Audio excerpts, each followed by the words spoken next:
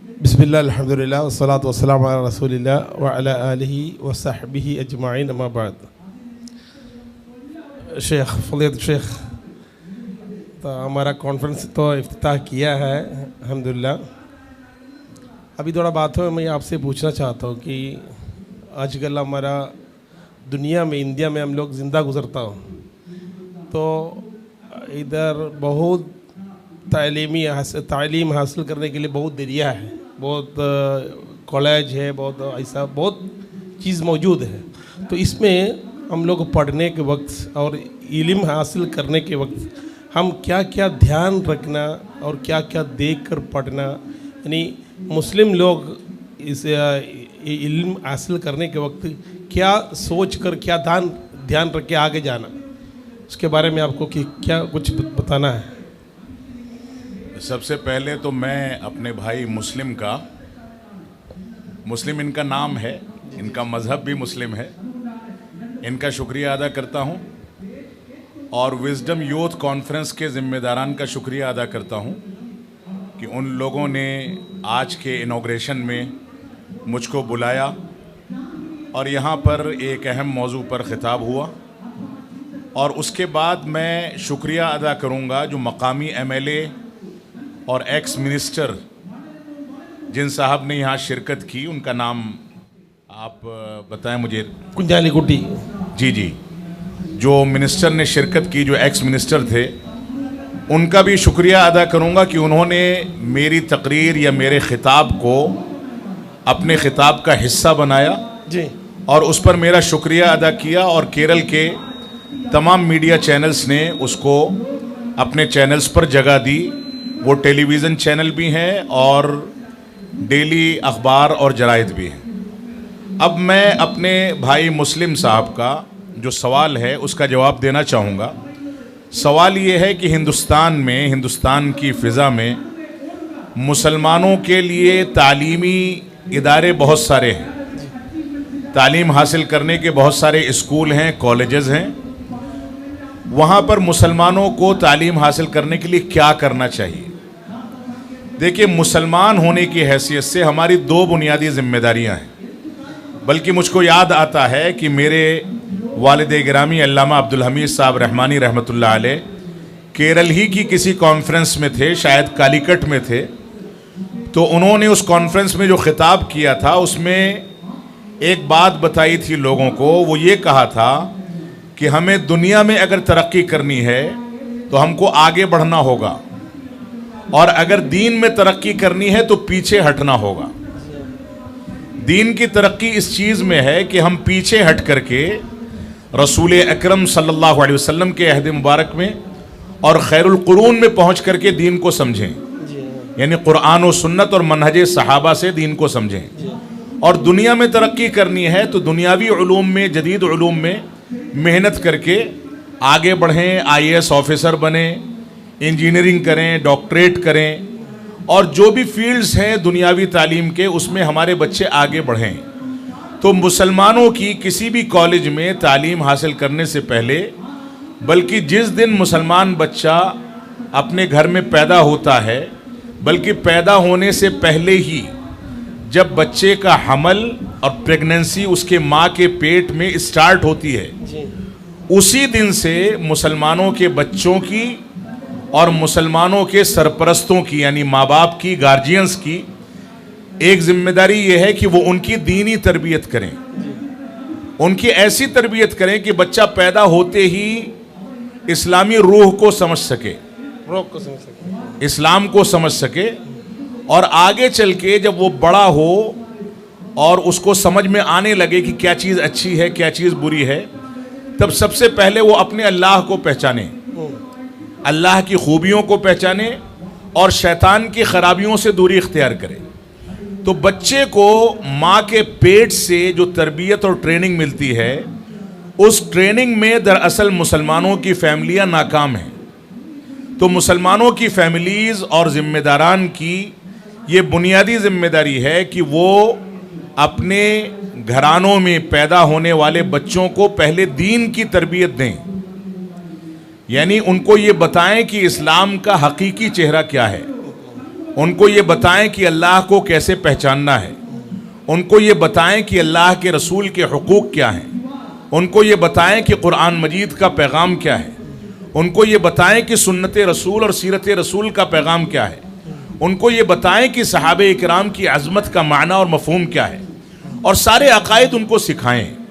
तो बुनियादी तौर से मुसलमान बच्चा बचपन ही से इस्लामी तरबियत हासिल करता है, और जो बच्चा इस्लामी तरबियत हासिल करने में जितना कामयाब होगा वो दुनियावी तालीम में उतनी ज़्यादा शराफत, संजीदगी और मेहनत के साथ आगे बढ़ेगा। तो मुसलमान होने की हैसियत से हमारी दो बुनियादी जिम्मेदारियां हैं। एक जिम्मेदारी ये है कि हम बचपन से दीन को सीखें। अल्लाह के रसूल सल्लल्लाहु अलैहि वसल्लम का फरमान है कि जब बच्चा 7 साल का हो जाए तो उसको नमाज का हुक्म दो, 10 साल का हो जाए फिर भी ना पढ़े तो उसको सज़ा दो। जबकि नमाज उसके ऊपर न 7 साल की उम्र में वाजिब हुई है न 10 साल की उम्र में वाजिब हुई है, लेकिन ये ट्रेनिंग का हिस्सा है। तो मुसलमान बच्चे की एक जिम्मेदारी ये है कि अपने दीन को सीखे, दीन को समझे, और सिर्फ सीखे और समझे नहीं बल्कि उसको प्रैक्टिकल करे।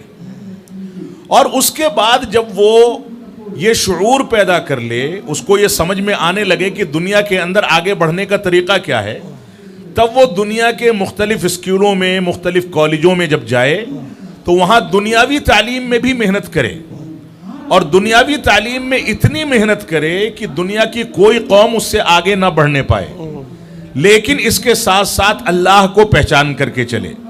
दूसरे अल्फाज में हम ये कह सकते हैं कि वो इतनी तरक्की करे कि चांद पर पहुंच जाए, लेकिन चांद पर पहुंचने में, इस सफर में भी जहां नमाज का वक्त हो वहां नमाज अदा करे, अल्लाह को पहचाने।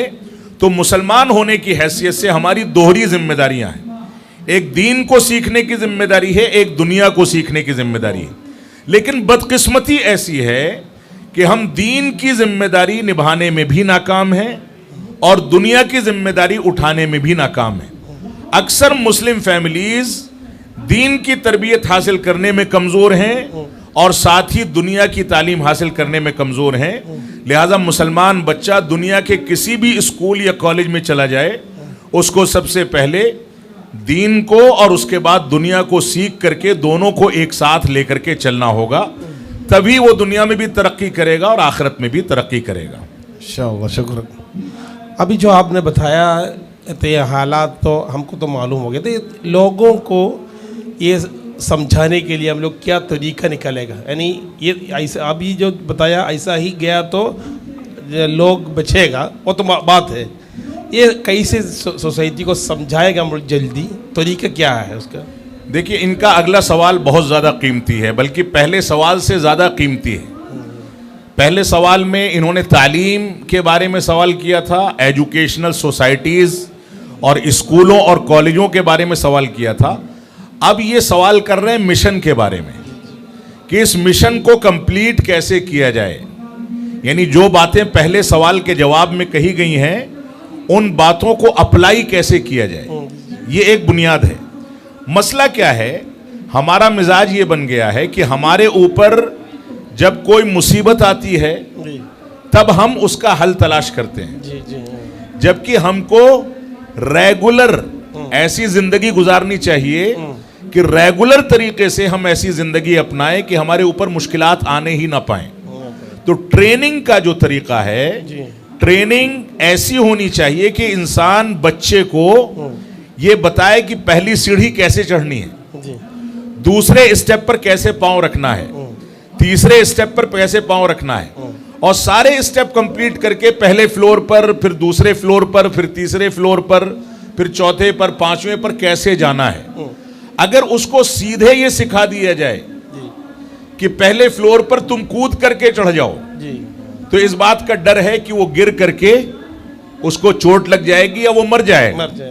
इस वजह से ट्रेनिंग हासिल करने या ट्रेनिंग देने का बुनियादी तरीका यह है कि ट्रेनिंग एक साथ ना दी जाए, बल्कि पूरी जिंदगी का प्लान किया जाए और थोड़ा थोड़ा स्टेप बाय स्टेप उसको बताया जाए, आहिस्ता आहिस्ता बताया जाए। पहले एक कदम, फिर दूसरा कदम, फिर तीसरा कदम। इसकी एक बहुत मशहूर एक हदीस है, मुस्नद अहमद बिन हम्बल की गालिबन, जिसमें सहाबे किराम जिक्र करते हैं कि हम कुरान मजीद की 10 आयतों को अल्लाह के रसूल सल्लल्लाहु अलैहि वसल्लम से सीखते थे, पढ़ना सीखते थे, उस पर अमल करना सीखते थे, उसको याद करते थे, उसकी शरह तफसीर सीखते थे, उसके बारे में समझते थे कि इसको कैसे अप्लाई किया जाए। उसके बाद जब इसको अप्लाई कर लेते थे तब अगली 10 आयतें सीखते थे। यानी पहले एक स्टेप ये होता था कि हमको 10 आयतें सीखनी, जब उस स्टेप को हम कंप्लीट करके अप्लाई कर लेते थे तब जाकर के अगली 10 आयतें सीखा करते थे। तो तरबियत देने, ट्रेनिंग देने में बुनियादी तौर से जो हमारे लिए सबसे अहम और कीमती बात है वो ये है कि इसमें जल्दबाजी ना की जाए। धीरे धीरे, आहिस्ते आहिस्ते, स्टेप बाय स्टेप इसको बच्चों को तरबियत दे करके आगे बढ़ने की ट्रेनिंग दी जाए, तभी हम कामयाब हो पाएंगे इंशाअल्लाह। शुक्र। देखिए, आप तो एक बड़ा इंस्टीट्यूशन का डायरेक्टर है, हर जगह घूमता फिरता, मुतमर में शिरकत करता है। तो केरल के बारे में, केरल के हालात में, केरल का यानी एजुकेशन के बारे में आप कैसे देखता है? यानी आपका राय में केरल और बाकी जो इंडिया में बहुत स्टेट होता है ना, इसमें फ़र्क क्या है? आपका दिल में असर पड़ा हुआ? देखिए, केरल से, केरल की लाइफ से, केरल की एजुकेशन वैल्यू से या केरल में एजुकेशन के परसेंटेज से सारा हिंदुस्तान मुतासिर है। इसमें कोई शक नहीं कि सारे हिंदुस्तान में यहाँ की मिसाल दी जाती है। केरल में तालीम का रेशियो बहुत अच्छा है, यहाँ अक्सर लोग पढ़े लिखे हैं, लेकिन हर खैर के अंदर अगर कुछ दूसरे खैर और अच्छी बातें जोड़ दी जाएं तो उसके अंदर 4 चांद लग सकते हैं।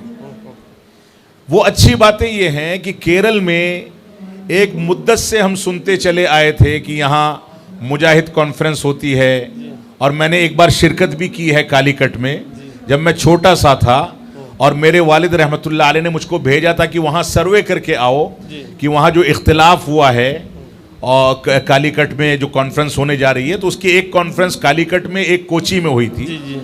तो उस मौके से मैं सर्वे करने आया था। उस मौके से भी बहुत सारी खूबियाँ मैंने देखी, लेकिन इन खूबियों के साथ यहाँ पर आपस में जो इख्तिलाफात हुए हैं, नदवतुल मुजाहिदीन में कई टुकड़े हो गए, लोगों ने अपने मफाद के लिए या अपने फ़ायदे के लिए, अपने बेनिफिट के लिए एक अलग से अपना सेंटर खोल लिया, अलग से कुछ चीज़ें खोल करके बैठ गए, जिसकी वजह से डिवाइड पैदा हुआ। जबकि अल्लाह ताला का हुक्म है वअतसिमू बिहब्लिल्लाहि जमीअन वला तफर्रकू, अल्लाह की रस्सी को मजबूती से पकड़ लो और आपस में इंतशार पैदा मत करो, लड़ाई झगड़ा मत करो। ये अल्लाह की रस्सी क्या चीज़ है, इसको समझने की ज़रूरत है। अगर हम अल्लाह की रस्सी को पहचान लेंगे तो उसको उतनी ही ज़्यादा मजबूती के साथ थामेंगे और पकड़ेंगे। अल्लाह की रस्सी असल में, जैसा कि अब्दुल्लाह बिन अब्बास रज़ी अल्लाह तआला अन्हु और दूसरे सहाबे किराम जिक्र करते हैं कि अल्लाह की रस्सी जो है वो कुरान व हदीस और फ़हमे सहाबा का नाम है। यानी कुरान को, हदीस को सहाबे किराम के तरीक़े पर समझना और अपनी ज़िंदगी में अप्लाई करना। एक इंसान दूसरे इंसान के मुकाबले में अमीर होता है, दूसरा इंसान गरीब होता है। एक इंसान काला होता है, दूसरा गोरा होता है। एक इंसान मलयालम बोलता है, दूसरा बंगला बोलता है। एक इंसान बंगला बोलता है, दूसरा हिंदी बोलता है। एक इंसान इंग्लिश बोलता है, दूसरा अरबी बोलता है। ये जो फ़र्क है दुनिया के अंदर, अल्लाह रब्बुल आलमीन ने जिस फ़र्क को पैदा किया है, ये फ़र्क जो है वजअलनाकुम शुऊबन व क़बाइल लितआरफू, अल्लाह रब्बुल आलमीन ने फरमाया कि हमने तुमको अलग अलग टोलियों में बताया है, अलग अलग कबीलों में तकसीम किया है, लितआरफू, ताकि तुम एक दूसरे से इंट्रोडक्शन पैदा करो, एक दूसरे से तारुफ करो, और इस तारुफ की बुनियाद पर तुम्हारे दरमियान जो कुर्बतें बढ़ें, इत्तेहाद व इत्तेफाक हो, इसकी बुनियाद पर तुम इस्लाम के मिशन को लेकर के आगे चलो। तो मैं केरला के अपने नौजवानों से, अपने बुजुर्गों से, अपने बड़ों से, चाहे वो हमारे साथ हों या हमारे मुखालिफ हों, चाहे इस तंजीम में वो बाकी हों या तंजीम छोड़ करके निकल गए हों, उनसे इस इंटरव्यू के ज़रिए से ये अपील करूँगा कि कुरान व हदीस और मनहज सहाबा की जानिब रुजू कीजिए। यही एक वो अल्लाह की मजबूत रस्सी है जिसकी बुनियाद पर काले गोरे का फ़र्क और मुल्क और कौमियत का फ़र्क और ज़बान का फ़र्क, तहजीब का फ़र्क ख़त्म हो जाता है और हम तौहीद और अकीदे और मनहज की बुनियाद पर एक दूसरे से मोहब्बत करने वाले बन जाते हैं। लिहाजा मैं यहाँ पर यह दावत दूंगा कि केरल में तालीम का मेयार बहुत ऊंचा है। केरल में मैनेजमेंट और इसी तरीके से जो चीज़ें अंजाम दी जाती हैं उन चीज़ों को मैनेज करने का मेयार बहुत ऊंचा है, लेकिन साथ में दीन, मनहज और कुरान और सुन्नत की जानिब तवज्जो दे करके अपने आप को अल्लाह से मजबूत रिश्ता कायम करने के लिए वक्फ कर दें, अल्लाह से करीब हो जाएं और आपसी भेदभाव, आपसी इख्तिलाफात को नज़रअंदाज करके सब एक प्लेटफॉर्म पर जमा हों, क्योंकि दुनिया में सबकी पैदाइश का मकसद यही है कि अल्लाह की तौहीद और रसूल की रिसालत और सहाबा के मनहज की तालीम दी जाए। यही मकसद हम लेकर के इस दुनिया में पैदा हुए हैं, इसी मकसद पर हमारी मौत आनी है और मौत के बाद हमसे कब्र में इसी मकसद की तकमील के बारे में सवाल किया जाएगा। लिहाजा इख्तिलाफ व इंतशार को छोड़ करके मैं दावत दूंगा कि यहाँ पर सबको इत्तेहाद करके आपसी भाईचारे और प्यार मोहब्बत के साथ ज़िंदगी गुजारनी चाहिए। अभी ये बातों सुना तो दिल कांपना शुरू कर दिया, क्योंकि बात यह है कि जो बोलेगा कि किसे हम भी दावत करता हूँ, हमारा साथ भी कुरान है, हमारा साथ भी हदीस है, हम लोग भी उसको ही नीचे है, हम उसको नहीं छोड़ा, फिर भी सालों गुजर गया तो टुकड़ा टुकड़ा ही बन जाता है। इसका असर क्या है? नहीं, देखिए, आपस में अगर इंतशार पैदा हो रहा है जी, जबकि इंतशार पैदा करने वाले ये दावा करते हैं कि हमारे पास कुरान भी है, हदीस भी है और हम सहाबे किराम के तरीक़े पर चलते हैं, तो हो सकता है कि वो इस मनहज पर कायम हो, लेकिन उसके बावजूद अगर उनके दरमियान इख्तिलाफ और इंतशार है तो इसका मतलब उनके यहाँ तक़वा की और इखलास की कमी है। अल्लाह से खौफ और खशियत जो होना चाहिए वो उनके अंदर मौजूद नहीं है। वो अपने नफ्स पर एतमाद ज़्यादा कर रहे हैं, वो शैतान के बहकावे में ज़्यादा आ गए हैं, वो अपनी ज़ात को दूसरे के ज़ात से बड़ा समझते हैं, वो अपने ओहदे और मनसब को ज़्यादा अहमियत देते हैं और कौम की खिदमत को कम अहमियत देते हैं। इस वजह से हमारी ये जिम्मेदारी है कि हम जहाँ कुरान, हदीस और सहाबे किराम के मनहज पर कायम हैं, तो इसी मनहज का तकाजा है कि हम आपस में एक दूसरे से मोहब्बत भी करें, अंदर अपने अंदर इखलास और तक़वा भी पैदा करें, क्योंकि इखलास और तक़वा के बगैर इंसान कितना भी कुरान और हदीस का दावा कर ले, उसके दावे में वो सच्चा साबित नहीं हो सकता है। इस वजह से हमारी ये जिम्मेदारी है कि हम इस पर गौर करें। और सवाल ये है कि हम लोग ऐसा इंडिया में सफ़र किया तो केरल के बाहर बहुत मदारिस हमको देख सकता, यानी अगर गिनती किया तो हमको गिन नहीं सकता, उतना ज़्यादा है। फिर भी मैं उतना मदारिस इधर नहीं है, फिर भी केरल आगे है, बाकी पूरा पीछे। क्यों, किस वजह से ऐसा होता है? देखिए, केरल और आप केरल के पूरे इलाके को अगर ले लें तो केरल में एजुकेशन का परसेंटेज अच्छा है, जबकि केरल से बाहर के इलाकों में तालीमी इदारे, एजुकेशनल सोसाइटीज़ और मदारिस इस्लामिया ज़्यादा हैं। लेकिन एक मिजाज है केरल के बाहर के या नॉर्थ के लोगों का, एक मिजाज है, वो मिजाज ये है कि वो कंपटीशन में एक दूसरे के खिलाफ मदरसे बनाते हैं, कंपटीशन में एक दूसरे के खिलाफ स्कूल कायम करते हैं। उनके यहाँ इखलास के बजाय कंपटीशन का जज्बा ज़्यादा हो गया है और ये कंपटीशन उनको इखलास और तक़वा से दूर करता है, उसमें कमी लाता है। तो इस वजह से वहाँ मदरसे, जामियात, स्कूल ज़्यादा होने के बावजूद एजुकेशन का सिस्टम कमज़ोर है, क्योंकि एजुकेशन का सिस्टम कायम करने का जो असल मकसद होना चाहिए वो मकसद उनके यहाँ पुख्ता नहीं है। और केरल में ये चीज़ ज़्यादा है। मैं समझता हूँ कि जोड़ तोड़ और एक दूसरे की टांग खींचने वाली जो पॉलिटिक्स है वो नॉर्थ के मुकाबले में साउथ में या केरल में वहाँ से कम है, और यही चीज़ हर जगह होनी चाहिए। अल्लाह रब्बुल आलमीन हमको इसकी तौफीक अता फरमाए। इंशाअल्लाह। देखिए शेख, हर दिन हम लोग नींद से उठने के वक्त कोई कोई ख़बर सुनता है, यानी गमी ख़बर इंडिया के हालात में, और बहुत मस्जिदों के ख़िलाफ़ में ऐसा बहुत सुन चुका हुआ अभी। तो इसमें हम लोग जो है बहुत परेशान हैं। ये परेशान में इत्मीनान मिलने के लिए हम लोग क्या करना?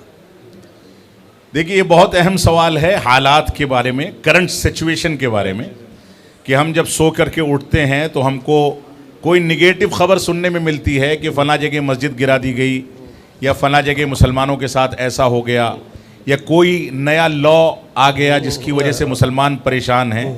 इस तरह के मसाइल हम आए दिन सुनते हैं। अल्लाह ताला का फरमान है, वमा असाबकुम मिन मुसीबतिन फबिमा कसबत अयदीकुम व याफू अन कसीर, कि तुमको जो भी मुसीबत लाहिक होती है वो तुम्हारी अपने हाथ की कमाई होती है, तुमने खुद कमाया होता है, और अल्लाह रब्बुल आलमीन उसके बावजूद बहुत कुछ माफ़ कर देता है। तो असल में हमारी पॉलिसी इतनी कमज़ोर हो गई है, हमारा रिश्ता अल्लाह रब्बुल आलमीन से इतना कमज़ोर हो गया है, हमारा रिश्ता इस्लामी तालीमात से इतना कमज़ोर हो गया है कि अल्लाह रब्बुल आलमीन ने हमको निहत्ता छोड़ दिया है कि तुम जा करके कटो मरो कुछ भी करो, हमें तुम्हारी फ़िक्र नहीं है। अल्लाह रब्बुल आलमीन का सूरतुर राद में इरशाद है कि इन्नल्लाह ला युगय्यिरु मा बिक़ौमिन हत्ता युगय्यिरु मा बिअनफुसिहिम व इज़ा अरादल्लाहु बिक़ौमिन सूअन फला मरद्द लहु व मा लहुम मिन दूनिल्लाहि मिन वाल, कि अल्लाह रब्बुल आलमीन किसी कौम की हालत उस वक्त तक नहीं बदलता जब तक वो खुद अपने दिल को और अपने नफ्स को पाकीज़गी फराहम ना करे, खुद अपनी हालत को ना बदल ले। और अल्लाह रब्बुल आलमीन किसी के साथ बुराई का इरादा कर ले, अल्लाह ना करे कि हमारे साथ वो बुराई का इरादा करे, किसी के साथ अगर रब्बे कायनात बुराई का इरादा कर ले तो उसकी बुराई के इरादे के बाद उस बुराई को कोई टाल नहीं सकता, और बिगड़ी चीज़ों को अल्लाह के अलावा कोई बनाने वाला नहीं है। तो हमारी ये जिम्मेदारी है कि हम अल्लाह से अपने रिश्ते को मजबूत करें। मस्जिद के टूटने या मस्जिद के ऊपर केस होने या मसाजिद के बारे में बहुत सारे केसेस जो हमारे सामने आ रहे हैं, इसमें एक बुनियादी सवाल मैं हमेशा करता हूं मुसलमानों से। वो सवाल ये है कि मस्जिद टूटे या रहे, अगर मस्जिद के हुकूक आप नहीं अदा करते तो मस्जिद को बचाने का क्या फ़ायदा है? क्या मस्जिद सिर्फ ईंट और पत्थर और एसी और कालीन का नाम है? मस्जिद आज भी 1992 में जिस दिन बाबरी मस्जिद टूटी थी, उस दिन भी और उसके अगले दिन भी, उस रात में भी मस्जिदें वीरान थीं। और आज तक मुस्लिम इलाकों का जायज़ा ले लें, मुसलमान अपने बिस्तर को छोड़ करके फजर की नमाज में हाजिरी देने को तैयार नहीं है। तो जब मुसलमान मस्जिद को आबाद करने के लिए तैयार नहीं है तो अल्लाह रब्बुल आलमीन उसकी हिफाजत के लिए तैयार नहीं है। दुनिया की कोई भी ताकत कितना भी जोर लगा ले, अल्लाह की मर्जी के खिलाफ मुसलमानों को नुकसान नहीं पहुंचा सकती। आप देखें, खाने काबा की मिसाल हमारे सामने है। अब रेहा ने हमला किया तो छोटे छोटे परिंदे भेज दिए गए और उसको तहफ़्फ़ुज़ फराहम किया गया। वहाँ अल्लाह पर एतमाद और तवक्कुल था, और तवक्कुल के असबाब इख्तियार किए जाते थे।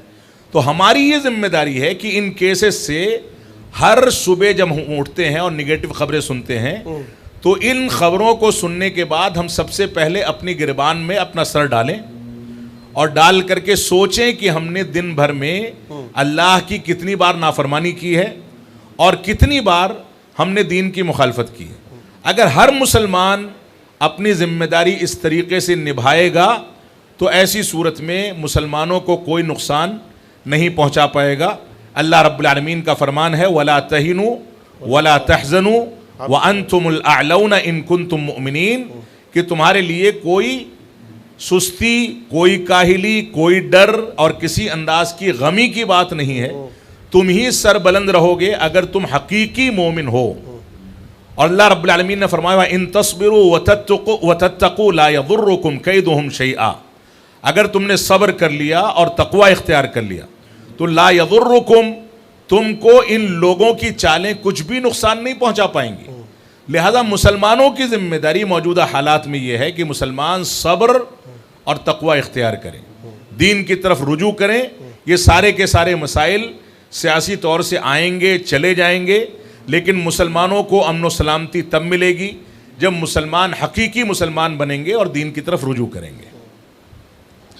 जब एक बच्चा यानी तारीख़ी मकामात, तारीख़ी इंडियन तारीख़ पढ़ने वाला बच्चा पढ़ना शुरू किया तो देख सकता है तारीख़ में इत्तिहाद और मोहब्बत की तारीख़ पूरा, लेकिन अभी वो इत्तिहाद और मोहब्बत बहुत कमी हो गया किसी वजह से आपस में।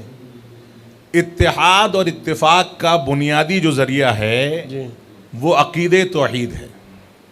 नहीं, वो तो मुसलमानों के बीच में, तो मुसलमान और गैर मुस्लिम लोग।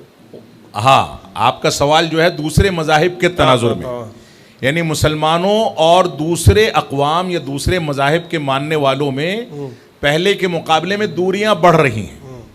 पहले आपस में सब खेलते कूदते थे हमारे बच्चे और गैर मुस्लिम बच्चे, लेकिन अब थोड़ी सी दूरियां बढ़ रही हैं। असल में हिंदुस्तान का सियासी मंजरनामा या सियासी जो खेल खेला जा रहा है, इसमें बाज़ ऐसे अनासिर हैं जो मज़हब के नाम पर सियासत खेल रहे हैं। मज़हब के नाम पर, मज़हब और धर्म के नाम पर सियासत खेल रहे हैं, चाहे वो मुसलमान हो चाहे गैर मुस्लिम हो। मज़हब को सियासत से जोड़ करके सियासत खेलना ये गलत है। चाहे इस्लाम के नाम पर खेली जाए, चाहे हिंदू धर्म के नाम पर खेली जाए। लिहाजा ये नफरतें फैलाने वाले अगरचे आटे में नमक के बराबर हैं, इनकी तादाद बहुत कम है। हम देखते हैं कि हमारा पड़ोसी गैर मुस्लिम है तो उसके घर हम आते जाते हैं, उसको खाना भेजते हैं, उसका खाना लेते हैं, उसके साथ उठते बैठते हैं। लेकिन कहीं कहीं ऐसा होता है कि किसी मस्जिद, किसी ईदगाह या किसी वाक़े की बुनियाद पर मुसलमानों और गैर मुस्लिमों के दरमियान दूरियां बढ़ाने और लड़ाई झगड़ा पैदा करने की कोशिशें की जाती हैं। ये कोशिशें करने में जो लोग आगे बढ़ रहे हैं वो हकीकत में नहीं चाहते हैं कि हिंदुस्तान के अंदर अमन व सलामती हो। हम हुकूमत से और ज़िम्मेदारान से और मुल्क की क़यादत जिनके हाथों में दी गई है उनसे यहाँ पर ये अपील करेंगे कि हर वो ताकत या हर वो चीज़ जो मुल्क के अंदर अमन व सलामती को नुकसान पहुँचाती है और मुल्क के आईन और कानून को नुकसान पहुँचाती है, उसके ऊपर सख्त कार्रवाई की जानी चाहिए। इस तरह के अनासर जो लोग फैलाते हैं उनको छूट नहीं दी जानी चाहिए, बल्कि उनके खिलाफ कानूनी कार्रवाई होनी चाहिए और मुल्क के अंदर कानून की बालादस्ती और कानून का बोलबाला होना चाहिए। क्योंकि हमारे मुल्क में जो आईन और कानून है ये हमारे मज़हब से या किसी भी मज़हब से टकराने वाला कानून नहीं है। लिहाजा इस कानून का एहतराम करते हुए और इस कानून को नाफिज करते हुए हर मुसलमान और गैर मुस्लिम आगे बढ़े। जब कानून की बालादस्ती होगी, हर शख्स चाहे वो हिंदू हो चाहे मुसलमान हो कानून का एहतराम करेगा, तो ये नफ़रतें फैलेंगी नहीं बल्कि ये मिटेंगी और सब लोग आपस में मेल जोल के साथ ज़िंदगी गुजार सकेंगे। माशाअल्लाह। अभी ये सोशल मीडिया में हम लोग मिली जुली की ज़िंदगी गुजरता हूँ, तो सोशल मीडिया में हम लोग इस्तेमाल करने के वक्त हम लोग क्या क्या सोचना, क्या क्या यानी ध्यान रखना? देखिए, सोशल मीडिया का प्लेटफॉर्म हमारे लिए इस वक्त सबसे बड़ा चैलेंज है जी। चाहे दीनी मसाइल में हो चाहे दुनियावी मसाइल में हो। सबसे बड़ा चैलेंज इस वजह से है क्योंकि सोशल मीडिया का यूज़ इतना आसान है कि हर छोटा बड़ा बच्चा बूढ़ा कोई भी सोशल मीडिया पर अपना अकाउंट बना करके और अपनी कोई भी चीज़ दाखिल कर सकता है। सोशल मीडिया की फ़िल्टरिंग के लिए या उसको सही तरीके से पेश करने के लिए हुकूमत को सख्त कानून बनाने चाहिए कि कोई भी गलत बात सोशल मीडिया पर पोस्ट ना होने पाए। और सोशल मीडिया के इस्तेमाल में हमारी ये जिम्मेदारी है बहैसियत मुसलमान होने के कि हम अपने उलमा से जुड़ करके इस बात को समझें कि कौन सी ऐसी चीज़ें हैं जो हमारे लिए फ़ायदेमंद हैं और कौन सी ऐसी चीज़ें हैं जो नुकसानदेह हैं। दीनी लिहाज से कौन सी चीज़ें ऐसी हैं जो ऑथेंटिक हैं, काबिल एतमाद हैं, और कौन सी चीज़ें ऐसी हैं जो अनऑथेंटिक और नाकाबिल एतमाद हैं। जो चीज़ें नाकाबिल एतमाद हैं उनसे दूरी इख्तियार की जाए, अपने बच्चों को भी उनसे दूर किया जाए, और जो चीज़ें ऑथेंटिक हैं उनसे फ़ायदा उठाया जाए। ऐसे ही दुनियावी उमूर में जो चीज़ें ऐसी हैं जो मुल्क की अमन व सलामती को ख़राब करती हैं, मुल्क में बेचैनी जिसकी वजह से बढ़ती है, नफ़रत बढ़ती है, ऐसी चीज़ों से हम खुद भी बचें और अपने बच्चों और नई जनरेशन को भी बचाएं। ये दोनों चीज़ें जिम्मेदारी हर माँ बाप की है कि माँ बाप बच्चे के हाथ में मोबाइल फ़ोन देने से पहले एक रूल बनाए कि बच्चा सोशल मीडिया का इस्तेमाल अगर करेगा स्कूली ज़रूरत के लिए, स्कूल के काम के लिए, तो उसका लिमिटेशन होगा। बच्चे के सोशल मीडिया के इस्तेमाल पर नज़र रखी जानी चाहिए और वक्त से पहले बग़ैर मजबूरी के बच्चे के हाथ में मल्टीमीडिया मोबाइल नहीं दिया जाना चाहिए। सोशल मीडिया के इस्तेमाल और मल्टीमीडिया मोबाइल के इस्तेमाल के नतीजे में, इंटरनेट के खुद साख्ता इस्तेमाल के नतीजे में माशरे के अंदर अखलाकी कदरें ख़त्म हो रही हैं, बिगाड़ और नफ़रतें बढ़ रही हैं। लिहाजा सोशल मीडिया के इस्तेमाल के बारे में मुसलमानों के और गैर मुस्लिमों के ज़िम्मेदारान को एक मजबूत कानून और मजबूत गाइडलाइन तैयार करनी चाहिए ताकि उस गाइडलाइन के हिसाब से नई जनरेशन के हाथ में मोबाइल दिए जाने या न दिए जाने का फ़ैसला किया जाए। और अगर दिया जाता है तो उसके इस्तेमाल के बारे में उसके लिमिटेशन से मुताल्लिक भी फ़ैसले किए जाएं ताकि उनके ऊपर नज़र रखी जा सके और उनकी निगरानी की जा सके। एक गाइडलाइन जो बनना है, हुकूमत बनना या एक एक आदमी बनना, एक एक घरवाला बनना। देखिए, मुझे मौलाना अबुल कलाम आज़ाद रहमतुल्लाह अलैह का एक जुमला याद आता है जी, जो उन्होंने 1947 में जब कंट्री तकसीम हुई और बाज़ मफाद परस्तों ने पाकिस्तान को हिंदुस्तान से अलग करके एक मुस्तकिल मुल्क बना दिया सिर्फ अपने निजी मफाद के लिए।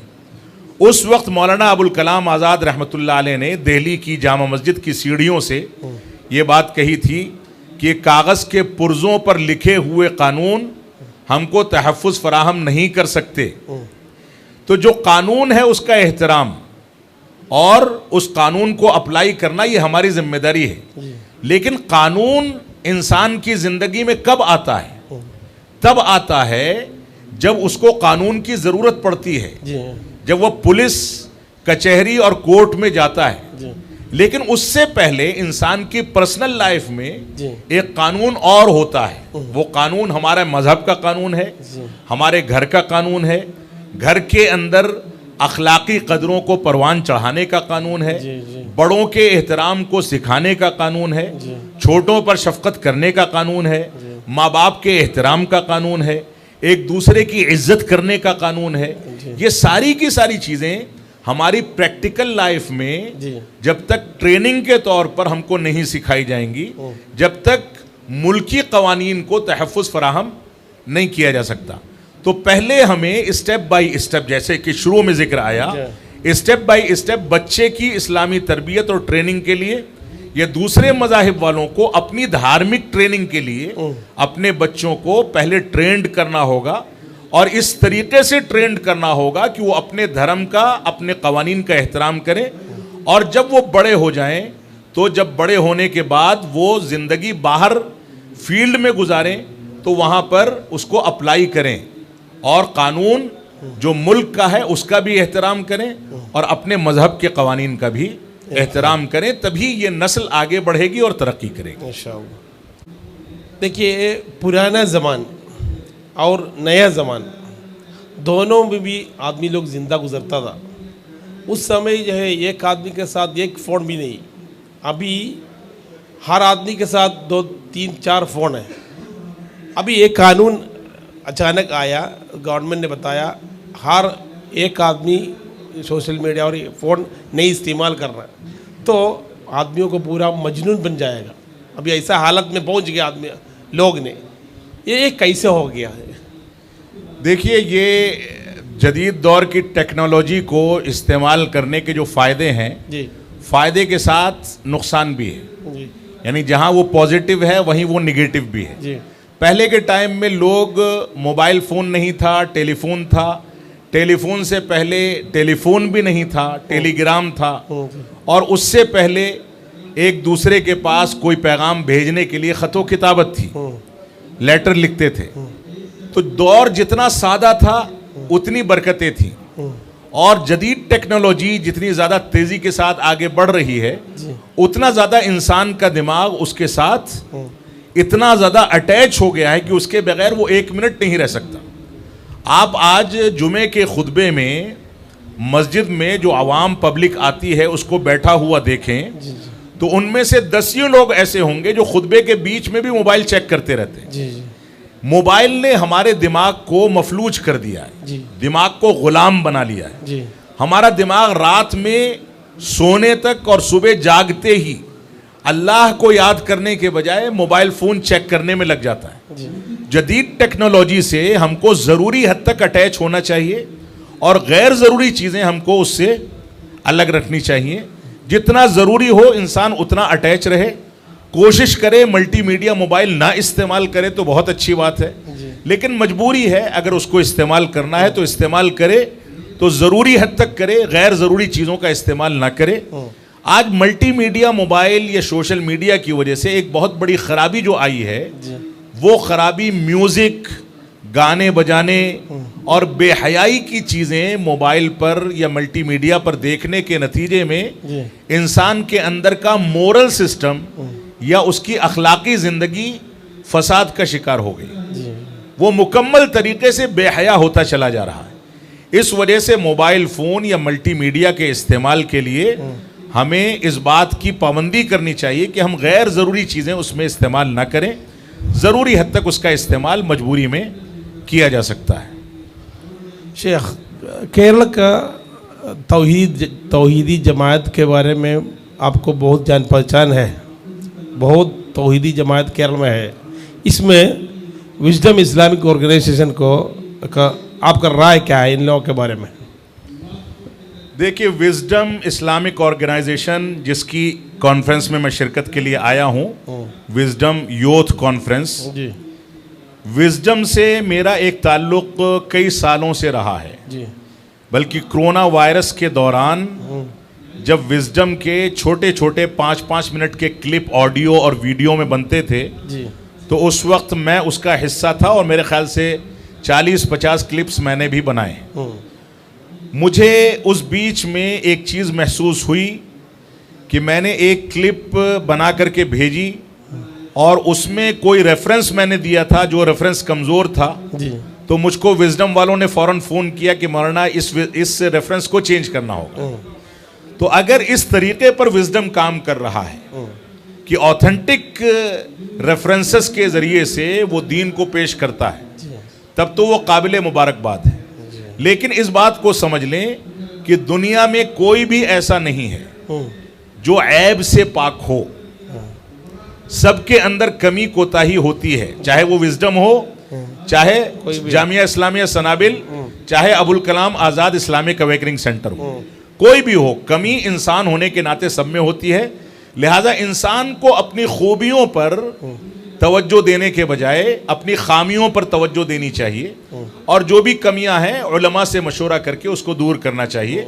अल्लाह का फजल है, विजडम जो काम कर रहा है वो बहुत बेहतर है, लेकिन उसमें मज़ीद निखार हो और अगर कुछ कमियां हैं तो उसकी इस्लाह की जाए। अल्लाह रब्बुल आलमीन विजडम के ज़िम्मेदारान को और हम सब को इस बात की तौफीक अता फरमाए।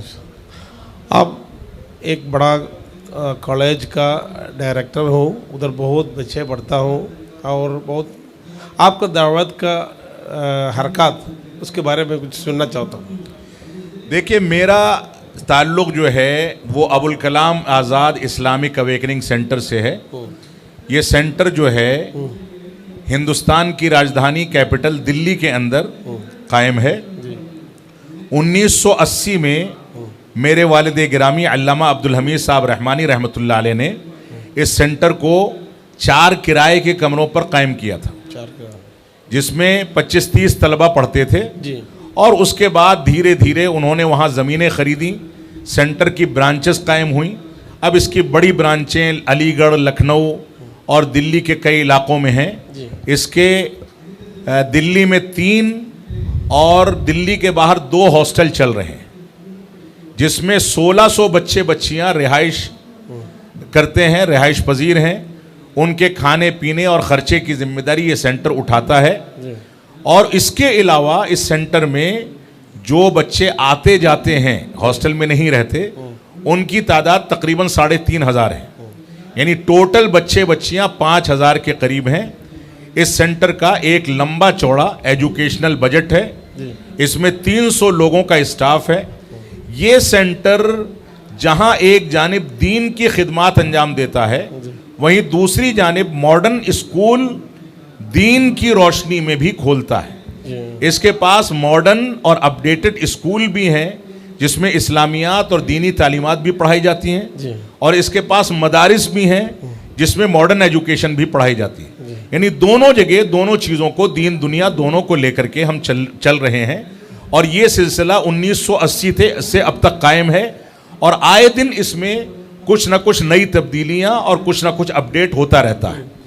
ये इदारा एक जानिब तालीम पर काम कर रहा है और दूसरी जानिब दावत पर भी काम कर रहा है। मैं बहैसियत जिम्मेदार के इस इदारे का अपने वालिद गिरामी रहमतुल्लाह अलैह की वफ़ात के बाद 2013 से इसका सदर हूँ, और सदर होने की हैसियत से मैं दावती जिम्मेदारी भी निभाता हूँ। और उसी दावती जिम्मेदारी के तहत मैं यूथ विजडम कॉन्फ्रेंस में कालीकट में या मल्लापुरम में शिरकत के लिए आया हूँ। कालीकट में इसी तरीके से ये पूरे हिंदुस्तान में लोग मुझको दावत दे करके बुलाते हैं, और बिलखुसूस कुरान व हदीस को मनहज सहाबा के मुताबिक पेश करने की जिम्मेदारी मेरे सर पर रखी जाती है।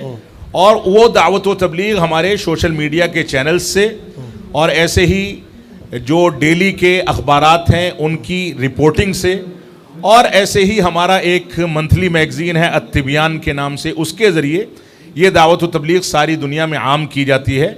और अल्लाह का फ़ज़ल है, हमसे हज़ारों लोग जुड़े हैं जो सही रहनुमाई हासिल करते हैं कि हमको कौन से वक्त में क्या चीज़ें इख्तियार करनी है। तो दावत व तबलीग का मैदान जो है बहैसियत आलिम के हर आलिम की जिम्मेदारी है कि वो दुनिया के किसी भी फील्ड में काम कर रहा हो, लेकिन दावत व तबलीग और दावा का काम किसी भी सूरत में वो नहीं छोड़ सकता। लिहाजा हमें इस पर सीरियस होकर के संजीदा फैसले लेने चाहिए। अल्लाह रब्बुल आलमीन हमको इसकी तौफीक अता फरमाए। ओके, जो सियासत में शिरकत करना, काम करने वाला मुस्लिम लोगों को, मुस्लिम आदमियों को, रहनुमाओं को क्या नसीहत देना? जो लोग मुसलमानों में से पॉलिटिक्स में हिस्सा लेते हैं, उनको सबसे पहली नसीहत तो ये है कि वो पॉलिटिक्स को इस्लामिक ना बनाएं। यानी इस्लाम के नाम पर पॉलिटिक्स ना लड़ें। पॉलिटिक्स अलग चीज़ है, इस्लाम अलग चीज़ है। लिहाजा उनकी इस्लामी जिम्मेदारियां जो हैं वो पॉलिटिक्स से हट करके उसको अदा करें, और पॉलिटिक्स में रहें तो कौम की और सारे मज़ाहिब के अफराद की खिदमत के जज्बे से उसमें जाएं। एक बात तो ये है। दूसरी बात यह है कि पॉलिटिक्स में जो मुसलमान हमारे ज़िम्मेदारान जाते हैं, जो मुसलमान भाई हमारे जाते हैं, उनकी सबसे बुनियादी जिम्मेदारी एक ये भी है कि पॉलिटिक्स को करप्शन से पाक करें, साफ सुथरी पॉलिटिक्स चलें। इस बात की परवाह ना करें कि उनको वोट मिलेगी नहीं मिलेगी, इस बात की भी परवाह ना करें कि उनको एमएलए या एमपी या मिनिस्टर बनाया जाएगा या नहीं बनाया जाएगा। उनका एम और मकसद ये होना चाहिए कि वो कौम की खिदमत करें साफ सुथरे तरीके से, और जो मजलूम है उसको उसका हक दिलाएं, जो गरीब है उसकी गुर्बत में उसकी मदद करें, खिदमत खल्ब भी करें और पॉलिटिक्स भी चलें, लेकिन इसके साथ इस्लाम को और मज़हब को और धर्म को न जोड़ा जाए, बल्कि साफ़ सुथरे तरीके से पूरी शफ़ाफियत के साथ, ईमानदारी के साथ, संजीदगी के साथ, पूरी मजबूती के साथ और गहराई के साथ पॉलिटिक्स के मैदान में मुसलमान काम करेंगे, तब जाकर के वो आगे बढ़ेंगे। लेकिन इस सिलसिले में एक बात मैं ये ज़रूर कहना चाहूँगा कि मुसलमानों की सियासी पोजीशन जो है, इस पोजीशन में मुसलमान के लिए कोई मुस्तकिल पार्टी खड़ी करना या मुस्तकिल तौर से कोई पॉलिटिकल प्लेटफॉर्म तैयार कर पाना मौजूदा हालात में कहीं ना कहीं ख़तरनाक और रिस्की हो सकता है, क्योंकि उसको मजहबी सियासत का रंग दे दिया जाता है या ख़ुद मुसलमान उसको मजहबी सियासत का रंग दे देते हैं। लिहाजा मुसलमानों की जिम्मेदारी है कि ऐसा प्लेटफॉर्म खड़ा करने से पहले वो ऐसी पार्टीज़ को सिलेक्ट करें जो पार्टीज़ इंसाफ की बुनियाद पर, संजीदगी की बुनियाद पर और करप्शन फ्री होने की बुनियाद पर पॉलिटिक्स चलते हैं, और उनके ज़रिए उनसे आपस में बैठ करके बातचीत और डायलॉग करें और डायलॉग करके उनके ज़रिए से उनके साथ मिल करके इस चीज़ में आगे बढ़ें, ताकि उनके ज़रिए से उनको हुकूक मिल सकें और वो इज़्ज़त की ज़िंदगी गुजार सकें। शुक्र, जज़ाकल्लाह खैर। शेख आपसे बहुत सुन चुका हुआ है, बहुत पसंद हो गया। नहीं तो इत्मीनान से ज़िंदा गुजर के जन्नत जाना हमारा मकसद है, हर आदमी का मकसद है। तो ये हालात में ज़िंदा गुजरने वाला लोगों को क्या नसीहत देगा? देखिए, हर आदमी की ख्वाहिश होती है कि उसकी दुनिया भी बन जाए और आखिरत भी बन जाए। इसके लिए बुनियादी तौर से मुसलमानों की ज़िम्मेदारी ये है कि अगर वो दुनिया और दीन या दुनिया और आखिरत दोनों को बनाना चाहते हैं तो उनको सबसे पहले अपने अल्लाह से रिश्ता मजबूत करना होगा। जब तक अल्लाह रब्बुल आलमीन उनसे राज़ी नहीं होगा तब तक ना उनकी दुनिया बनेगी और न दीन बनेगा। अल्लाह के रसूल सल्लल्लाहु अलैहि वसल्लम के बारे में अल्लाह रब्बुल आलमीन ने कुरान मजीद में इरशाद फरमाया, लौ अनफ़क़्ता मा फ़िल अर्ज़ि जमीअन मा अल्लफ़्ता बैन क़ुलूबिहिम। अगर दुनिया का सारा सरमाया, सारा मालो दौलत आप सहाबे किराम के ऊपर खर्च कर दें तो भी उनकी मोहब्बत ख़रीद नहीं पाएंगे, मोहब्बत खरीद नहीं पाएंगे, उनसे मोहब्बत को ख़रीद नहीं पाएंगे। वलाकिन अल्लाह अल्लफ़ बैनहुम, लेकिन अल्लाह रब्बुल आलमीन ही है जो उनके दिल में मोहब्बत डालता है। तो हम दुनिया में पैसा खर्च करके अगर दुनिया को ख़रीदना चाहते हैं या इज़्ज़त को ख़रीदना चाहते हैं या दुनिया में मनसब और अपने मकाम को बढ़ाना चाहते हैं तो ये बात समझ लें कि अल्लाह की मर्ज़ी के बगैर ऐसा नहीं हो सकता। लिहाजा अगर हमको इज़्ज़त व वक़ार चाहिए तो दुनिया के झूठे झांसों में पड़ने के बजाय हम अल्लाह से अपने रिश्ते को मजबूत करके इज़्ज़त व वक़ार कमाएं। और इज़्ज़त व वक़ार का मेयार तो मुसलमानों में ये है कि इमाम बुखारी की, इमाम इब्न तैमिया की, इमाम मुस्लिम की और सहाबे किराम की वफ़ात को हज़ारों साल गुजर चुके, लेकिन आज भी उनकी इज़्ज़त बाकी है। क्यों बाकी है? क्योंकि इनकी इज़्ज़त का इन्हिसार अल्लाह रब्बुल आलमीन की रज़ामंदी पर था। उन्होंने सिर्फ अल्लाह की रज़ा के लिए काम किया, तो आज भी दुश्मन भी उनका नाम इज़्ज़त व वक़ार से लेता है। लिहाजा अगर दुनिया को बनाना है और आखिरत को बनाना है तो अल्लाह से अपने रिश्ते को मजबूत करना होगा और अपने आप को अल्लाह के हवाले करना होगा, तभी जा कर के हमको कामयाबी मिलेगी। अल्लाह रब्बुल आलमीन हमको इस बात की तौफीक अता फरमाए इंशाअल्लाह। आजकल बहुत आदमी जो दावत में शिरकत करने वाला बोलता ही रहता है, ये हदीस जो है बड़ा मुश्किलात के एक सब्जेक्ट है। इसी वजह से आप लोग हदीस को छोड़ा तो आपको अच्छा इस्लाम को देख सकता है, इस्लाम को अच्छा पाबंदी से आपको ज़िंदा गुजर सकता है। हदीस कैसे है, ऐसा ऐसा बहुत गड़बड़ बात करता है। इसमें हम लोग क्या जवाब देगा उन लोगों को? देखिए, जो लोग ये कहते हैं कि हदीस के अंदर ऐसा है वैसा है, यानी कोई हदीस मनगढ़ंत और मौजू होती है, कोई ज़ईफ़ होती है, कोई कमज़ोर होती है, कोई अच्छी होती है। अगर हम हदीस के अंदर जाएंगे तो बहुत मुश्किलात हैं, लिहाजा सिर्फ कुरान पर एतमाद करके चलें। ये असल में शैतान के चेले हैं, ये लोग शैतान के चेले हैं, क्योंकि हदीस को समझे बगैर कुरान को समझ पाना मुमकिन नहीं है। कुरान और हदीस में रिश्ता क्या है? कुरान और हदीस का रिश्ता बहुत मजबूत है। बसा औकात तो यहाँ तक होता है कि कुरान में कोई आयत नाजिल हुई और हदीस के ज़रिए उसको मनसूख कर दिया गया, तो हदीस का मकाम मामूली नहीं है। और आज के दौर में कोई आदमी ये कहे कि हदीस को समझ पाना आसान नहीं है तो वो दुनिया का सबसे अहमक इंसान है। अल्लामा अलबानी रहमतुल्लाह अलैह ने सारी हदीसों को सही करके अलग कर दिया। इतना काम हुआ है। इंटरनेट के दौर में ऐसे ऐसे ऐप्स मौजूद हैं कि आप उसके ऊपर हदीस का मैटर डालें, वो चंद सेकंड के अंदर आपको बता देगा कि हदीस काबिल अमल है या काबिल अमल नहीं है। लिहाजा ऐसे तरक्की याफ्ता दौर में कोई ऐसी बात कहता है तो यकीनन वो शैतान का चेला है। तो कुरान को हदीस से और हदीस को कुरान से अलग नहीं किया जा सकता। ये दोनों की दोनों चीज़ें एक साथ चलेंगी, एक साथ नाजिल हुई थी, एक साथ मुकम्मल हुई थी और दोनों का एक दूसरे से वैसे ही ताल्लुक़ है जैसे एक गाड़ी के दो पहिए या एक तराजू के दो पलड़े, और इन दोनों की दोनों चीज़ों को उस मदरसे से समझना होगा जो मदरसा रसूल अकरम सल्लल्लाहु अलैहि वसल्लम ने मस्जिद नबवी में सुफ़ा के नाम से कायम किया था, जो इस्लाम की पहली यूनिवर्सिटी था। वहाँ पर बैठ करके सहाबे इकराम को ट्रेनिंग दी गई कि कुरान को कैसे समझना है, हदीस को कैसे समझना है।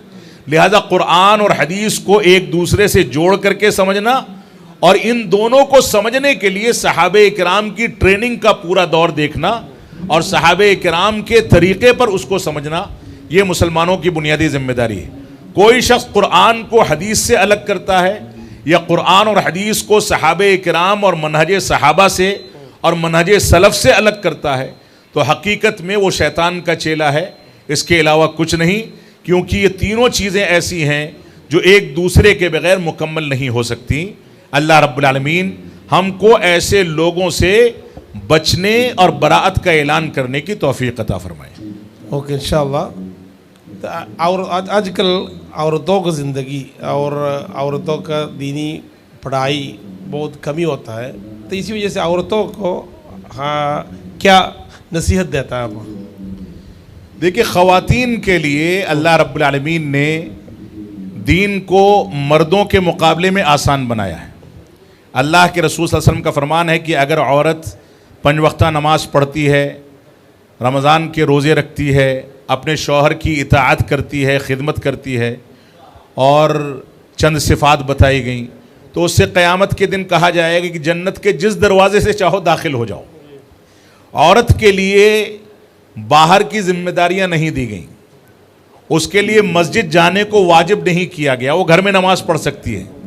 औरत के लिए दुनिया कमाने की जिम्मेदारी नहीं दी गई, बल्कि मर्द और उसके शौहर पर या बाप पर यह जिम्मेदारी है कि वो कमा करके घर को चलाए। तो औरत की जिम्मेदारी ये है कि औरत घर में रह करके न्यू जनरेशन और नए बच्चों की इस्लामी तरबियत करे, खुद भी इस्लाम को समझे, इस्लाम के मुताबिक ज़िंदगी गुजारे और नई नस्ल को इस्लाम के मुताबिक ट्रेंड करे, ताकि नई नस्ल में ऐसे लोग पैदा हों जो मस्जिदों को आबाद करें, अमन व सलामती को अहमियत दें और जो मुल्क के अंदर प्यार मोहब्बत बांटें और जो इस्लामी ज़िंदगी गुजारें। तो ख़वातीन की बुनियादी ज़िम्मेदारी बच्चों की तरबियत की है। इस बात को समझ लें और ख़वातीन को इस बात को समझना चाहिए कि दुनिया में कोई भी तारीख़ उठा करके देख ली जाए, ऐसा तो मुमकिन है कि बाप के बगैर बच्चा पैदा हो गया हो, जैसे ईसा अलैहिस्सलातु वस्सलाम पैदा हुए, लेकिन माँ के बगैर बच्चे का वजूद कहीं नहीं है। माँ का मकाम इतना ऊंचा है कि अल्लाह के रसूल सल्लल्लाहु अलैहि वसल्लम से जब एक सहाबी रसूल ने कहा कि मुझकी मेरी हुस्न सोहबत का या हुस्न सुलूक का सबसे ज़्यादा मुस्तहिक कौन है, तो आपने फरमाया तुम्हारी माँ।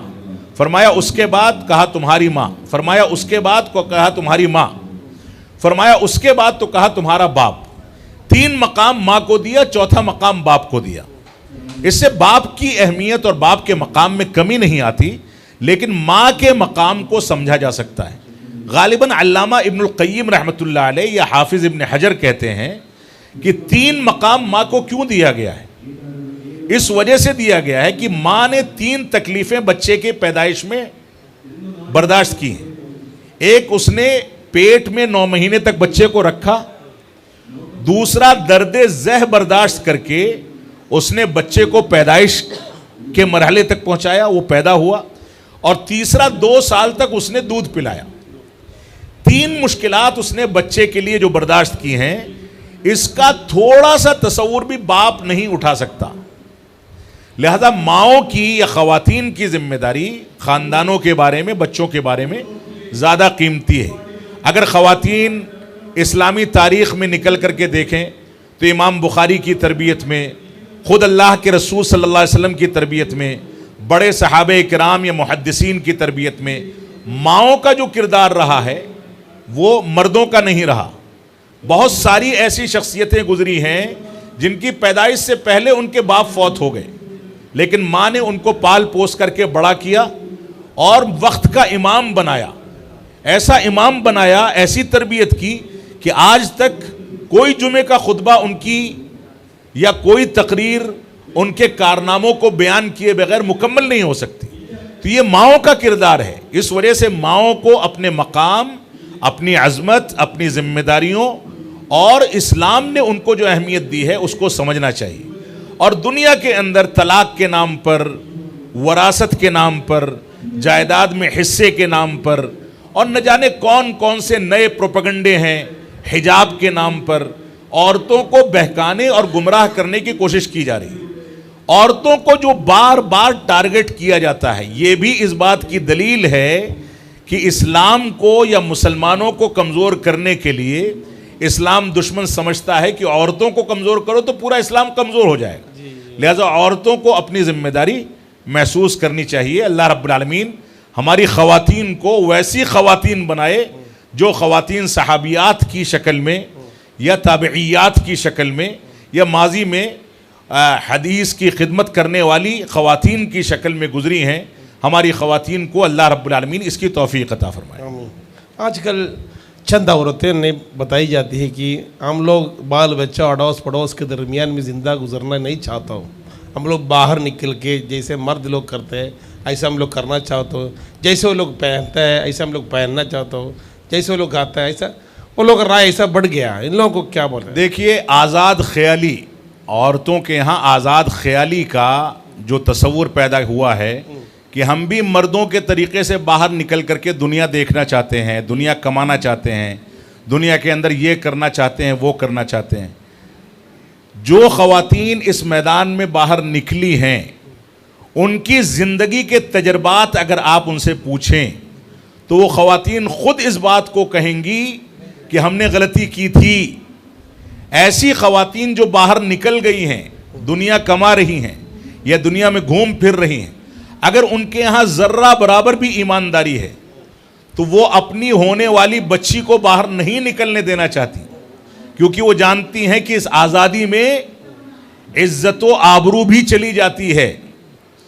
इस आज़ादी में लोग हमारे ऊपर आवाज़ें कसते हैं और हम उनका जवाब नहीं दे सकते। इस आज़ादी में आबरू रेजी होती है, ज़िनाकारी होती है। इस आज़ादी में न जाने कौन कौन से जराइम होते हैं।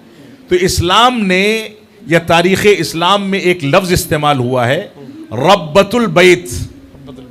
रब्बतुल बैत कहा जाता है घर गृहस्थी को संभालने वाली। ये औरत जो है ये रब्बतुल बैत है, इसका मकाम घर के अंदर मर्द से ज़्यादा है। लिहाजा ये औरत अगर अपने घर में बैठ करके अपने बच्चों की, लड़कों की ऐसी तरबियत करे कि ये लड़के दुनिया कमाने के लिए निकलें, इंजीनियर बने, साइंटिस्ट बने और दुनिया में हर तरह की तरक्की करें, तो ये औरत अपनी चहार दीवारी में बैठ करके ऐसा कर सकती है। लेकिन ये औरत अपनी चहार दीवारी को छोड़ करके बाहर निकल जाती है तो उसका नुकसान ये होता है कि खुद बाहर निकलने की वजह से वो अपनी ज़ात को नुकसान पहुंचाती है और घर के अंदर जो कामकाज बच्चों की तरबियत का छोड़ करके वो निकली थी वो भी ख़त्म हो जाता है और उसके बच्चे भी तबाह और ज़ाय हो जाते हैं। लिहाजा औरतें अपने दायरे अमल में काम करें, उनके लिए इज़्ज़त व वक़ार इसी में है, इसके अलावा किसी चीज़ में नहीं है। इंशाअल्लाह हमारा इंटरव्यू अभी इधर ही ख़त्म करता हूँ। आखिर ये सुनने वाले लोग बहुत होगा, सुनता ही रहा होगा, वो लोगों को आखिर की नसीहत शेख से सुनना चाहता हूँ। इंशाअल्लाह चंद बात उन लोगों के लिए बता दीजिए। देखिए, इस इंटरव्यू के ज़रिए से जैसा कि हमारे भाई ने कहा कि एक पैगाम मुसलमानों के लिए, जो मुसलमान बाद में सुनेंगे उनके लिए दे दें। देखिए, हिंदुस्तान में या हिंदुस्तान के बाहर दुनिया के किसी भी हिस्से में मुसलमान जहाँ भी ज़िंदगी गुजार रहा है उसका मुस्तकबिल बहुत रोशन है। हमको ये नहीं सोचना चाहिए कि हमारा मुस्तकबिल तारीक है या हमको मुस्तकबिल में, फ्यूचर में कुछ मुश्किलात का सामना करना पड़ेगा। सिर्फ एक जिम्मेदारी है, वो जिम्मेदारी ये है कि हम दीन पर कायम हो जाएं। दीन पर कायम होकर के हम जिंदगी गुजारेंगे तो हमारे लिए इज्जत व वक़ार है और तरक्की है। लेकिन यहाँ पर सबसे बड़ा चैलेंज ये है कि दीन की इतनी सारी शक्लें बना दी गई हैं, तो मुसलमानों को अच्छे बड़े उलमा से जुड़ करके कुरान व हदीस और मनहज सहाबा और मनहज सलफ़ के मुताबिक दीन की मालूमात हासिल करके उसके मुताबिक ज़िंदगी गुजारनी चाहिए। उमर बिन ख़त्ताब रज़ियल्लाहु ताला अन्हु फरमाते हैं कि ये दीन है जिसकी बुनियाद पर अज़्ज़नल्लाह, अल्लाह रब्बुल आलमीन ने हमको इज़्ज़त दी है। अगर इस दीन को हम छोड़ देंगे तो अदल्लनल्लाह, अल्लाह रब्बुल आलमीन हमको जलील कर देगा। लिहाजा मुसलमानों को अपना मुस्तकबिल रोशन बनाना है, इज़्ज़त व वक़ार चाहिए और इज़्ज़त की रोटी खाना चाहते हैं, आँख उठा करके जीना चाहते हैं, सारी कौमों के साथ साथ चलना चाहते हैं, तो उनकी एक बुनियादी जिम्मेदारी है कि वो दुनियावी तौर से भी मजबूत हो जाएं और दीनी तौर से भी अपने असल मराजे व मसादिर की जानिब रुजू करें। इसी में उनके लिए आफ़ियत और भलाई है। अल्लाह रब्बुल आलमीन हमको इस पर गौर व तदब्बुर करने, जज्बात से बचने, इश्तिआल अंगेज़ी से बचने, शिद्दत पसंदी से बचने, खवारिज के मनहज से बचने और अहले कलाम के तरीक़ों और उनकी बिदअतों से बच करके हकीकी इस्लाम को फॉलो करके ज़िंदगी गुजारने की तौफ़ीक़ अता फ़रमाए।